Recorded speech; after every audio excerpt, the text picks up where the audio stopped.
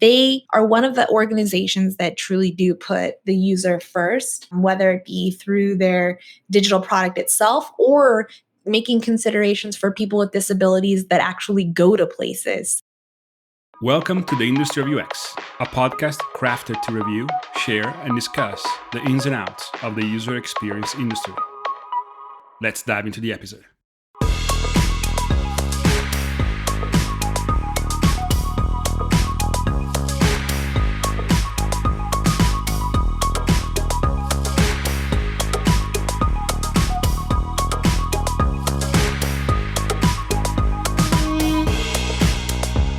Hello, you wonderful listeners. Welcome back to another episode of the Industry of UX. I'm your host, Filippo Lobotti. I hope you're having a great start of this 2021.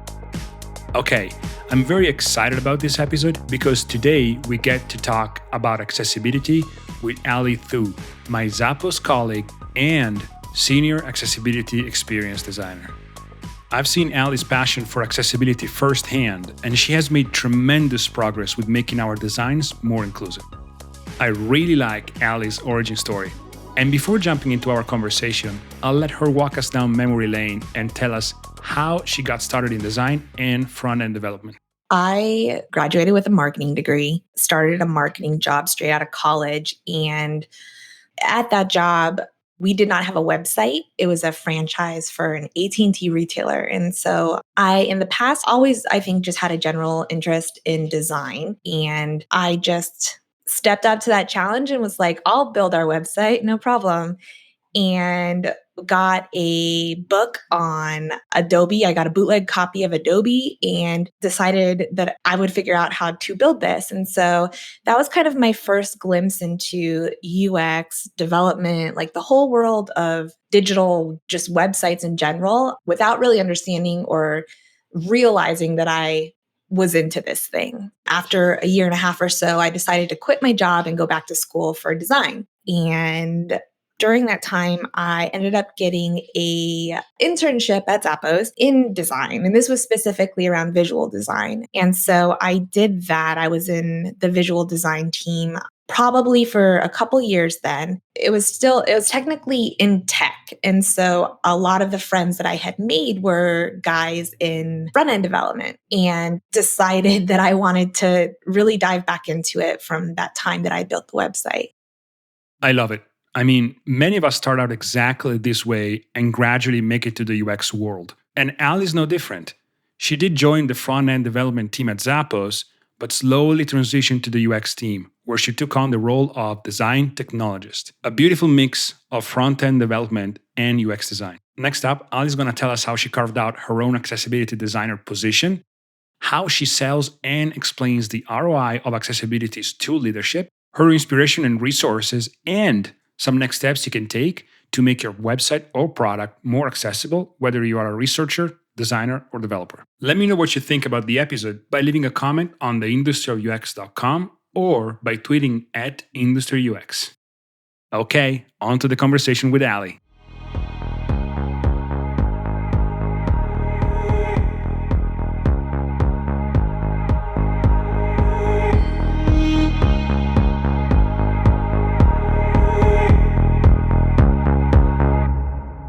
We had this trip to Amazon. We had the chance to sit in on this panel, and my eyes opened to a whole new world I knew existed, but did not know would mean so much to me or resonate with me.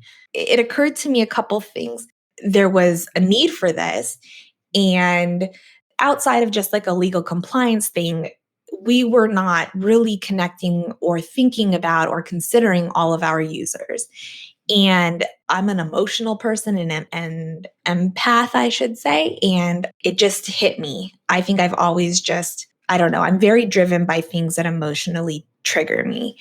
It hit me. We sat through that panel. I was so interested. And it was the first time in a long time that I felt like this is something I can really help with, even if I don't have a disability, but I can understand and empathize and really make a change in the space that I am and lead this thing. And it pumped me. Like I had a fire lit under me and we went back to work And I was like, all right, let's get started. And here was my purpose. I felt now that with both of these skill sets, design and tech or front end, that's what accessibility like truly entails. That's what is needed to make things accessible. And so if I can speak both languages and or know both groups, then I can really like charge this.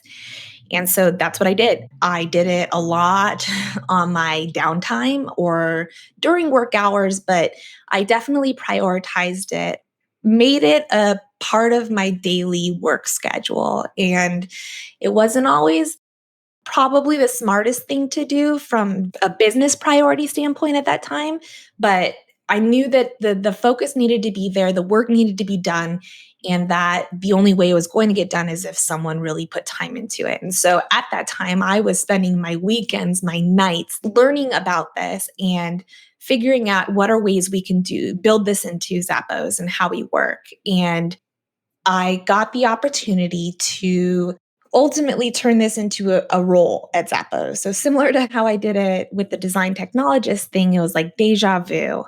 Accessibility, an accessibility specialist or an accessibility designer. This did not exist at Zappos. One of the things that my husband suggested I do is really start doing research around just the industry in general and cold call essentially on LinkedIn. Find people in the industry and figure out how they work. What do they call themselves? What do their days look like? What is this role? And that was one of the best things I could have done. So I have continued to network through LinkedIn, just finding people anywhere, especially within big organizations. So similar to Zappos, that I can learn, grow, borrow ideas from all of those things. And so that really helped me build out this role, figure out what the accountability should be, and drive this position for me. And so, long story short, it happened, and I became a member of the legal team because it ultimately fell under compliance. You definitely have a very interesting story. It was great seeing you becoming more and more passionate about accessibility and using this passion to carve out a role for yourself within Zappos. Accessibility is a term that gets thrown around a lot, and the definition changes depending who you're talking to at that moment. If I asked you to define accessibility right now, using your knowledge of dev and UX, how would you do that? I think accessibility, from a broader sense, accessibility is really just making the commitment to approach a problem from all different angles. Understanding who your users are and what their lives are like and how they approach whatever it is that they're doing or seeing or walking on or buying or whatever it might be. Accessibility gets tied into every single thing. I would say, if you think about it from a broader perspective, everything we touch, we see, we smell, we like everything within your daily life. It's a really tough thing to nail down. And I specifically focus on the digital side of things, but truly it's everywhere. And so it's considering everybody in every circumstance. And though that may seem overwhelming and daunting, it's a fun way to get a perspective on whatever you're doing or however you approach situations. Meetings in general are different for people with different abilities. Writing an email is different for somebody with different abilities. Like everything you do is a different experience for everyone. And so I would say that accessibility is just really taking a step back and understanding how everybody approaches everything. Okay, that was just an amazing definition. That was really beautiful. Now let's change gears a little bit. Let me wear my business and profit hat, make an executive grin, and ask you the more higher up question I can come up with. What is the ROI of accessibility, and how do you set accessibility at the business level? Selling accessibility or convincing your company to buy into or build accessibility into the process is a challenge, I would say, across the board. And through my networking has been a common pattern everywhere. There are a few companies who really truly walk the walk and put their customers first and understand that there's no question accessibility is a must, not because of compliance, but because it's the right thing to do for the customer. I think there's three things. The first point or measure for ROI of accessibility would be brand loyalty. People feel good shopping for companies or places or brands that put people first. I think that really resonates with people. Not everybody, but that's really a driving factor, especially in this time. People really gravitate towards brands that put people first and are inclusive or environmentally friendly or whatever it might be. I think that is a big factor. And though it might not appear at first or showcase itself at first, that if you are a brand that really does put your people first and it's a known thing, then you're going to differentiate yourself from other brands and you'll get that market no matter what community it is and really have them providing word of mouth and being your own spokespeople, pushing your brand further. So I think brand loyalty is a big piece. Yeah, to briefly touch on that, a couple of years ago, I was in a meeting with an executive from one of the brands that we carry on Zappos, and she mentioned that according to the research that they had done about brand loyalty, they could see that brands that take a stance, especially on the subjects you mentioned, accessibility, the environment, and humanitarian causes, these brands increase brand loyalty, which is great on one hand, but I can see how people can see it as convenient on the other. I personally see it as a win-win and a good reason to buy into accessibility. Yes. And I think it's how you spin it, it's how you think about it. Yes, you're going to get PR from it, and yes, that's great for your organization. But ultimately, what's happening with this PR is that you're getting more reach, more people are discovering you. So it's how you think about it. I think that makes a big difference. If you're only in it for the money or to grow the bottom line, then I feel that that will become apparent over time and people will see through that. So if you're truly authentic and speak and represent your brand or showcase your brand as a brand for the people, you're listening to your users, you're taking feedback and you're growing from it. I think that's a huge benefit and differentiator for a brand.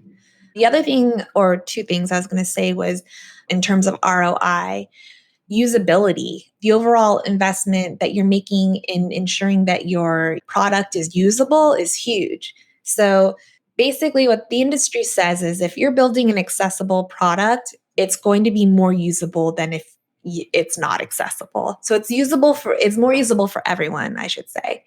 When you create let's say a web page that is built out in sequential order, or you have colors, your texts have more contrast with the foreground and background. It's easier for everybody to read. You don't necessarily have to have a disability. It's just easier for everybody to read. If you provide closed captioning on your videos, my husband and I, we watch TV with closed captioning 24/7 because it's just easier. It's easier to consume. You can do it anywhere. You don't need the volume on. There's just so many different factors that fall under accessibility that truly create a better experience for everybody. So if you're incorporating accessibility into your product, you're ultimately creating a better product for everybody. So I think that is a huge factor. And then lastly, what I'm thinking is when it comes down to the code, you can build sloppy code, you can build clean code. If you build clean semantic code, if you use that, then the chances that you're going to have to go back and refactor things after the fact, fix these bugs, fix whatever it might be, is costly. So if you build it up front, if you do it correctly, maintenance is not a part of the issue or is not a part of the process anymore. And you're ultimately saving the company money as well. Okay, so let's look at some example of good accessibility, shall we? When you're asked about products or websites out in the wild that are accessible, what do you normally bring up as an example?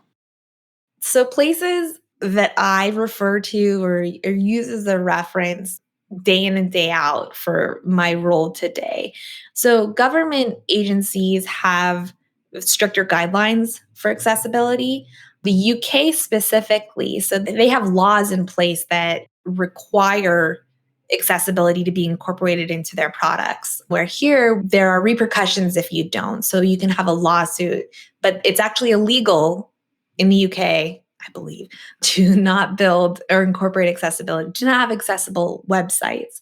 And so one of my go tos is looking at the government UK design system because they've got it down. They've figured out how to create a pretty, enjoyable, aesthetically pleasing look and style while also making sure that their whatever components and things that they build digitally will be accessible. In terms of retailers, it's hard because I think that nobody's perfect at this. And so there are places where there are different portions of their site or their product that are more accessible than others. Airbnb is a fantastic example of good accessibility.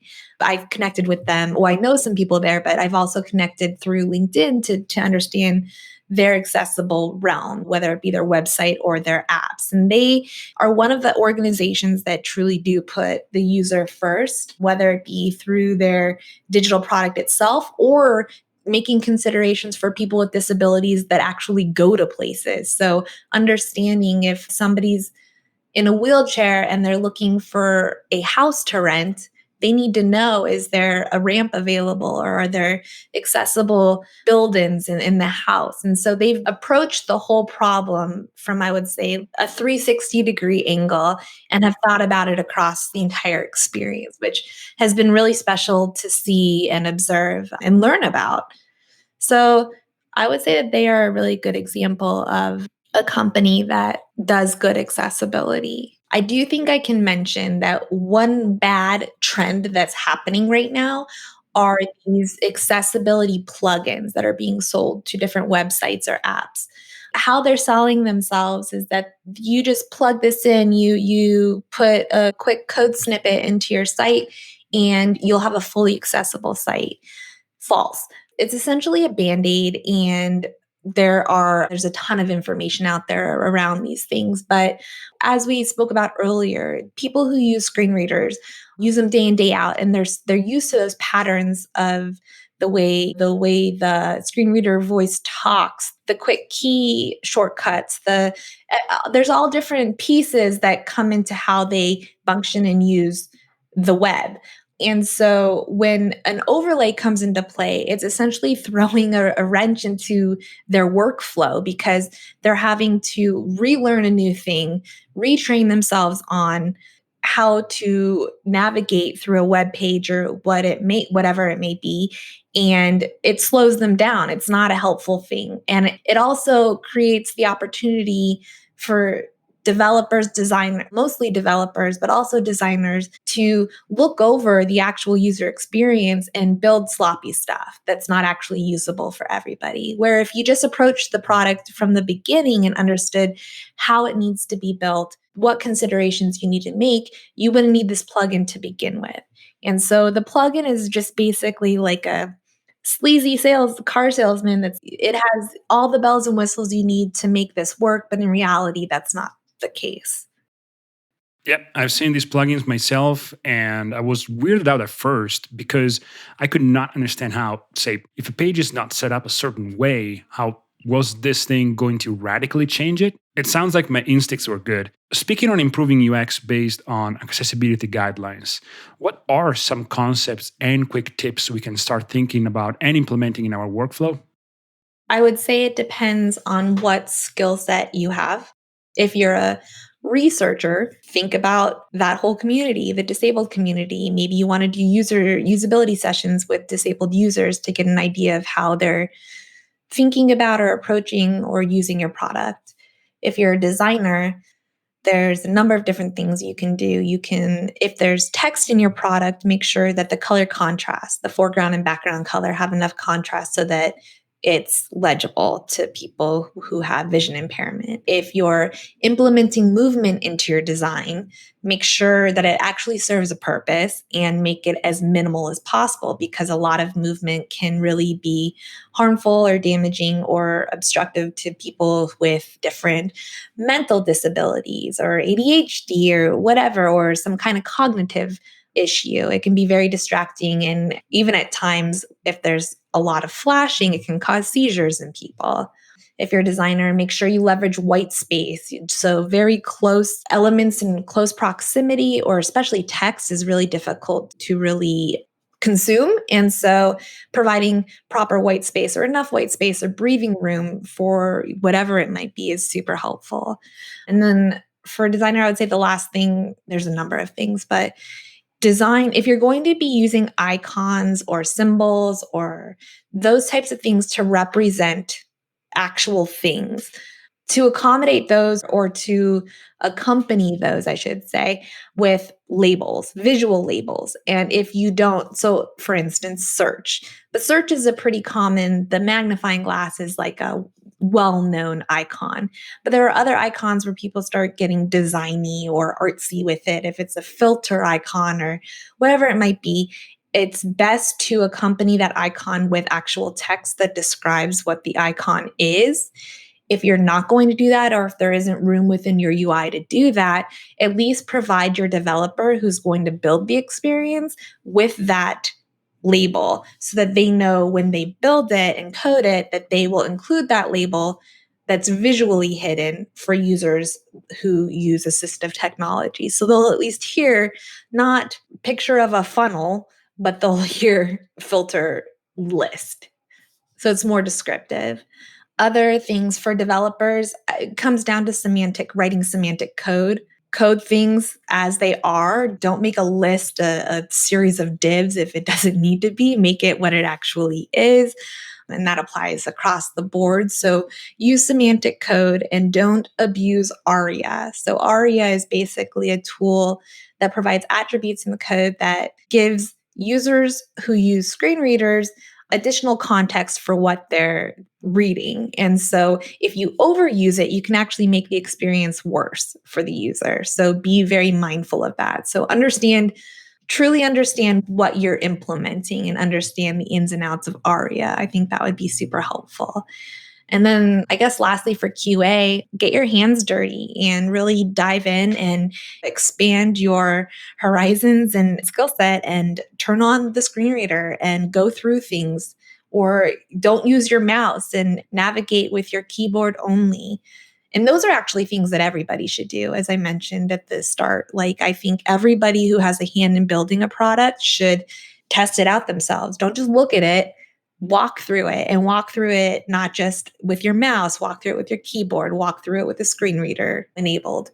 You should truly do all the checks before you put something out that becomes customer facing. I really love these recommendations. So we're getting close to the end of the episode, and I would like for you to share some resources and other recommendations for folks that want to dive deeper into accessibility. So again, I think it comes down to skill set. What resources are most useful to you? From a design standpoint, I think looking at existing design systems, that's the most helpful thing that I've found to truly understand what considerations you need to make when building a new component or feature that's going to have components in it. 2 design systems, or 3, that I really enjoy are Shopify. So Shopify's Polaris, the UK government website or design system. And then I think Atlassian has done a really good job too around considering accessibility within their components. And those design systems can be beneficial or helpful to not just designers, but also developers, because there's code snippets that are included within those. Generally speaking, or let me do development. The WCAG, so the Web Content Accessibility Guidelines, is a super nitty gritty breakdown of all of the different guidelines that pertain to accessibility. There are different levels. It's a lot, but I think if you're looking for the true source of what you're trying to build, WCAG is a good thing, but there's WCAG, which I've shown our developers, and it's a separate site that kind of breaks down, it's more layman's terms for the different guidelines you need to do and how to build them and why they're important. So I think a big piece too is understanding for people who are having a hand in building things, knowing what they need to do, the consideration they need to make, but then also attaching like the user story to it. So why do I need to build it this way? Why does it need to be this way? Who is this affecting and why will this be beneficial to the person? So I think that having that user piece, the empath or the empathy really does help people learn and then be more driven to incorporate these changes or processes into their workflow. And then there's just Medium. So just Medium, the website, there's constantly articles people write. And if you just Google accessibility and especially accessibility design or whatever skill set you have, there's just a ton of information out there. There's a ton of newsletters. Like I get weekly newsletters with summaries of different articles. And then lastly, network. Reach out to people. You don't need to know them. There's nothing wrong with growing your community. And especially within accessibility, it's such a small community.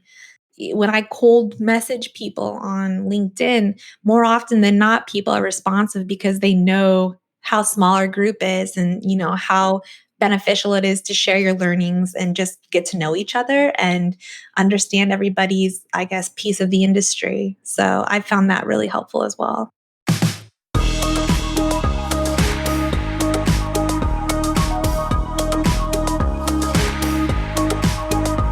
I hope you enjoyed the episode. If you're interested in reaching out to Allie to learn more about all things accessibility, head over to LinkedIn and look for Allie Thu. That's THU. If you are interested in any of the resources we mentioned, all the links are on the episode page of our website, theindustryofux.com. Thanks to Allie for coming on the show. A big thank you to Danny He for the post-production work. If you have any feedback about the episode or the show, you can tweet at IndustryUX or leave a comment on theindustryofux.com. If you really want to help or say thank you from the bottom of your heart, please leave a 5-star rating and review on Apple Podcasts. It helps us climb the charts and bring our show to a bigger audience. Last but not least, thanks for listening, and I'm looking forward to talking to you next week.